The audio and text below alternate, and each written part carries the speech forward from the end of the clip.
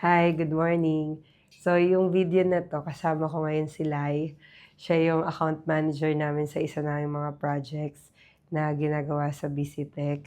Yung idi-discuss namin today tungkol sa lessons so far ng mga natutunan lessons na nga, mga lessons na natutunan namin along the way habang ginagawa namin yung, partnership, yung pag-develop ng product, all those things.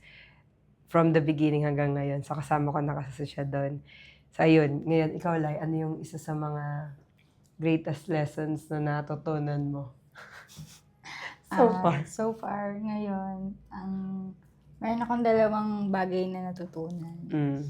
Una is, kailangan mo ng maraming at mahabang pasensya. Dahil sa pangalawang bagay na natutunan ko, bakit kailangan mo ng mahaba at maraming pasensya? Dahil iba't ibang uri or iba't ibang klase ng tao yung mamimit mo sa buhay mo. Yun. So, may mga tao na hindi mo ina-expect na ganun sila. Tama. Kaya, minsan, syempre, ikaw bilang tao ka lang din, kailangan mo intindihin na hindi lahat ng tao na ina-expect mo na ganun is, alam mo yun, may kabaliktaran. Tama. Sa ngayon, yun lang naman. Yung pasensya, tama talaga yun. Na Tama iba-iba talaga talaga yung mga yung kailangan mong pasensya sa kada tao and how you approach people, iba-iba din talaga. So, parang yung people personality mo na kailangan mong matutunan habang nakikipag-deal ka sa iba't ibang tao. Tama. Ako naman, feeling ko, yung natutunan ko talaga kung bakit medyo okay ngayon, yung consistency natin. Tama. Kasi, kung iisipin, pwede naman talaga tayo maging complacent, 'di ba? Kung sakaling okay na tayo, pwede tayong maging complacent, pero hindi natin pinipiling maging complacent. 'Pag kailangan na pumunta tayo sa ganito, sige, kaya natin 'yan. Kahit pagod na tayo, kahit na ito nga, medyo ngongo ako ngayon, pero hindi, walang susuko, sige lang, kaya natin 'yan. Laban lang. Laban lang ng laban, 'di ba? Tas ano ngayon, Friday, anong oras tayo umalis ngayon? 5:30. 5:30 ngayon, 8:35, 38? 8:37. 8:37 ng umaga. So, wala lang, parang 'pag inisip mo, hindi mo naman kailangan daw kasi araw-araw na motivated ka. Hindi mo kailangan araw-araw na motivated ka. Ang kailangan mo araw-araw meron kang ginagawa towards dun sa gusto mo. And ano yung magpu-push sa'yo for that? Yung discipline. Tama. Kasi, kunyari, 'pag motivation lang hinintay mo, parang burst of action 'yan, pero bukas anong gagawin mo?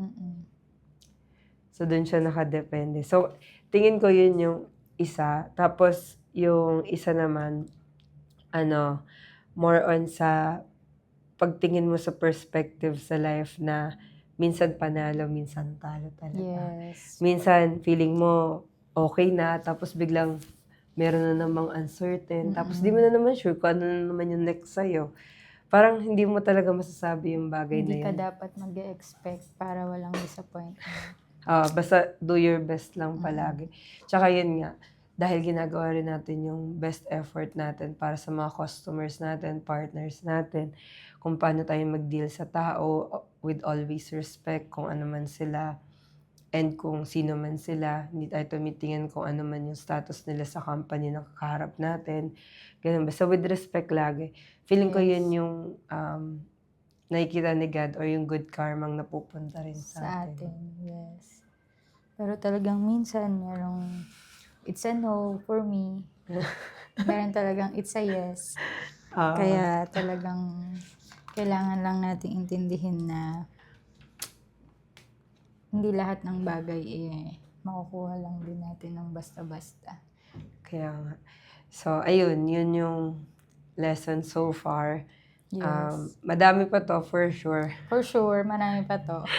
Pero sa ngayon, ayun, mas maging consistent lang tayo and yung way din natin kung paano tayo natututo dun sa mga nagiging mali natin. Yes. Diba? At kung paano natin din paano din tayo natututo sa mga taong nakikilala natin. Tama.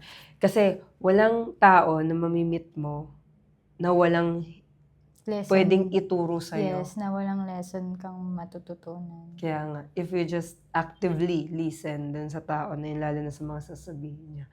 So parang, ano lang talaga yan give and take. Kahit na, minsan nga yung mga unexpected na tao, doon ka pa pala maraming matututunan. Tama. No?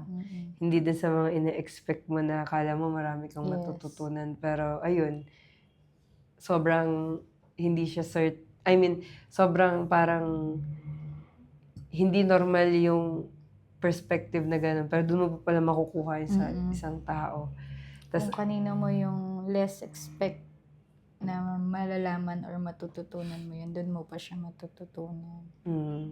yun yung maganda. Dahil nga kung sino-sino yung nakakausap natin. Kaya minsan meron tayong mga heartache kasi may mga tao na hindi natin ina-expect na gagawin sa atin yun pero nagawa yun. Oo, Diba? tama. Meron din naman tayong tao na ina-expect nating sila yung gagawa nun pero hindi nila nagawa para sa atin. So, Oo, totoo yan. balance lang. Totoo yan. Tsaka ang galing, no? Basta pag kunyari, alam mo yung gusto mong ma-achieve, tsaka kung ano yung gusto mong mangyari. Yung goal. Oo, yung goal mo sa, kunyari, itong ginagawa nating partnership. Gusto talaga natin na maging fruitful tong partnership na to. Kasi first of all, syempre, tayo kasi nagsisimula lang tayo, start-up lang tayo sa ngayon. Wala tayong kakilala, wala talaga tayong anything. Yes. Pero dahil nakikita nitong partner natin na to na may effort desidido tayo. Yes. Ngayon parang lalo pa nila tayong pinagkakatiwalaan. And tingin ko, ayun, syempre, direction din ni God siguro sa atin yun na, sige, galingan nyo lang lagi.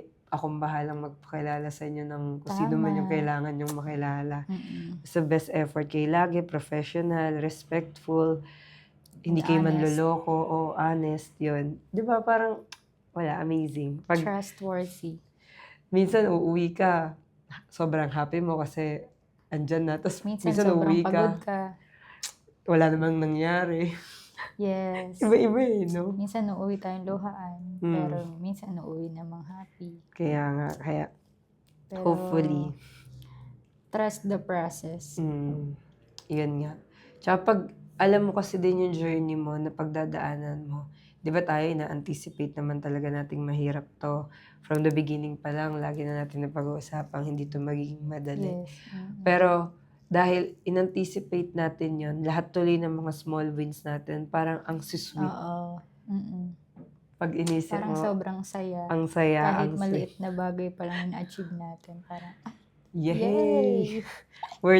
Worth of celebration na small. kasi no? imagine naman yung mga napagdaanan nun bago natin yun nakuha. Kaya nga, Kaya totoo. sobrang sarap sa feeling. Na-achieve natin yun. Totoo. What more kung ma-achieve pa natin yung mga mas malalaking bagay pa. Yung mga goals na pwede na nating natin. ma-achieve. Tama. Pag yung process kasi, parang, Dumaan sa tama. parang Masarap namnamin. yung feeling, di ba? no? Hindi katulad nung hindi mo Mabilisan. pinagpaguran. Totoo, laging sinasabi ng matatanda. Ang mga bagay na nakukuha mo sa mabilis na paraan. Mabilis ding nawawala. Oo nga. Pero Tama. kapag kayong isang bagay, pinaghirapan mo, alam mo yung value. yes, pahalagahan mo siya na hindi siya basta mawala sa'yo. Tama. Oo nga, no? Tama yun, Yung dating Oo nga, sinasabi no? ng mga Kaya rin siguro elderly. sobrang importante sa atin ito kasi nga ito pinaghihirapan natin. Kumbaga, minahal natin to. Binuhos natin yung buong puso natin para dito. attention. Kaya talagang minsan nasasaktan tayo pagka may rejection. Kasi syempre ginawa natin yung best natin. Pero pagka naman merong winnings, sobrang saya naman din kasi nga alam natin Kaya nga. ginawa natin lahat. Totoo. Ganun lang talaga ang life. Tsaka feeling ko ngayon, nai-enjoy ko din yung process ng mga challenges na ginagawa natin. Parang ngayon lahat sa akin, lahat ng no na nakukuha natin, more likely, hindi siya setback talaga. Para siyang challenge lang na, okay, paano natin ito ma-figure out? Paano pag next time, ano naman yung strategy natin? Kunyari, pag nagpe-present tayo, okay, hindi natin nakuha tong client na 'to, bakit? Mm. So, laging may bakit. So, ano na naman yung i-improve mo Yes. next na presentation mo? Ano na naman yung way na strategy mo to present things or maybe may mali ka sa pag-handle sa kanila, yung gano'n. Oo. So, depende eh. Pero Kaya, laging ang sabi nga nila, hindi porket nag-no si Lord sa'yo is no na siya forever. A delayed answer doesn't mean a no answer. ay, taray, ang ganda nun na. Okay na. Kasi baka talagang hindi pa siya time. Or hindi siya yung para sa atin. Iba, no? Kahit naman sa tao, di ba, namimit natin, marami tayong namimit na taong hindi nag-i-stay sa buhay natin. Kasi, plinan lang siya ni Lord na dumaan para may matutunan tayo. Pero hindi ibig sabihin na pinakilala siya sa atin ni Lord, mag-i-stay na siya sa atin Habang buhay. forever. Tama. Minsan meron lang mga lessons, minsan, Kasama siya sa proseso na kailangan mong pagdaanan para makilala mo kung sino yung totoong tao para sa'yo. So, ang ganda nga rin ng life eh, no? Yan din yung reason kung bakit sobrang mas dapat ingatan yung life, yung Yes. buhay natin. Tapos Tama. ilagay sa tama. I mean, hindi naman, yes, wala namang perfect na tao, diba? Kumbaga. Pero pag inisip mo, sobrang saya ring mabuhay. Sobrang Lagi mo daming na lang challenge. din iisipin. Kumbaga, you always look on the brighter side of the road. Oo nga, Diba? tama. Para hindi ka na lang malulungkot or hindi ka na lang masasaktan minsan. Ganon. Roller coaster, adventure. Kaya dito nga sa ginagawa natin ngayon, naiintindihan ko din na syempre, no muna sila, yung mga potential ngayon. client. Kasi baka hindi pa nila nakikita na worthy tayo, hindi pa nila nakikita yung value ng na meron tayo. Kasi baka kulang pa rin talaga. Hindi naman never natin iniisip na masama yung nag-no sa atin, di ba? Yes. Parang, hindi lang nila muna pa kailangan yung gawa natin or yung service natin kasi either kulang pa, pwede rin. Tsaka, para rin tayong growing toddler ate na imagine na kung 2 years old pa lang tayo, tapos yung size na damit na gusto nating makuha, masyadong malaki pa para sa atin. Tama. Hindi pa talaga pwede.